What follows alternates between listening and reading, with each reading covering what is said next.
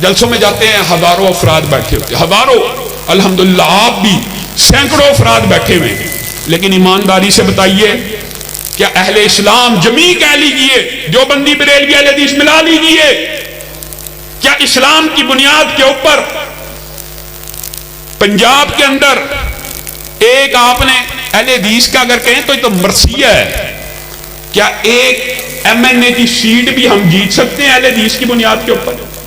اہل حدیث تو دور کی بات ہے، اہل اسلام کی بنیاد کے اوپر بھی نہیں جیت سکتے، دینی جماعت کے نام کے اوپر بھی نہیں جیت سکتے۔ ایم این اے تو بڑی دور کی بات ہے، کیا ایم پی اے کی سیٹ جیت سکتے ہیں؟ ایم پی اے کی سیٹ تو بڑی دور کی بات ہے، 75 برس ہو گیا پاکستان کو بنے ہوئے، ایک یونین کونسل ہم نہیں جیت سکتے۔ حالانکہ آپ جتنے بیٹھے ہیں نا، جتنے آپ بیٹھے ہیں، اللہ کی قسم اس مشن سے ہم آہنگ ہو جائیں، اس نظریے سے متفق ہو جائیں، تو آپ کو ان چوروں لٹیروں جگیرداروں کے ترلے اور منتیں کرنے کی ضرورت ہی پیش نہیں آئے گی۔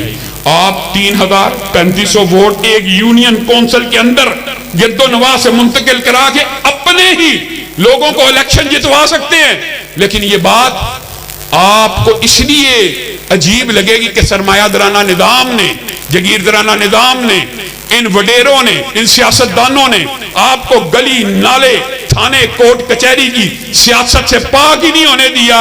آپ کو یہ سمجھایا گیا جی مولوی صاحب کو سیاست میں حصہ نہیں لینا چاہیے، مولوی صاحب کو سیاسی گفتگو منبر رسول کے اوپر نہیں کرنی چاہیے، یہ فلسفہ باطل ہے۔ ایمانداری سے بتائیے، ایمانداری سے آپ مسجد کے اندر جب نماز پڑھتے ہیں، امام جو ہوتا ہے وہ عالم دین نہ بھی ہو، وہ آگے کھڑا ہوتا ہے کہ پیچھے کھڑا ہوتا ہے؟ آگے کھڑا ہوتا ہے۔ لیکن یہ جو ماں باپ ہیں، ہمارے دینی دوست اور ساتھی ہیں، کیا ہمارے مدرسوں میں بچوں کو اس لیے پڑھنے بھیجتے ہیں کہ 8 سال پڑھ کے درس بخاری سیکھ کے، درس بخاری، درس قرآن، دین کا علم پورے کا پورا حاصل کر کے مدرسے سے باہر نکلے اور کہیں نواز شریف زندہ باد، عمران خان زندہ باد؟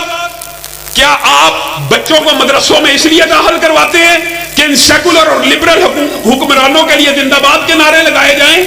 اسلام زندہ باد، نظام مصطفیٰ زندہ باد کے نعرے کون لگائے گا؟ اگر آپ نے اور میں نے بھی نہیں لگانے تو پھر ہم انتظار کریں۔ نعرہ تکبیر، نعرہ تکبیر، آپ شام سب قدم بڑھائیں۔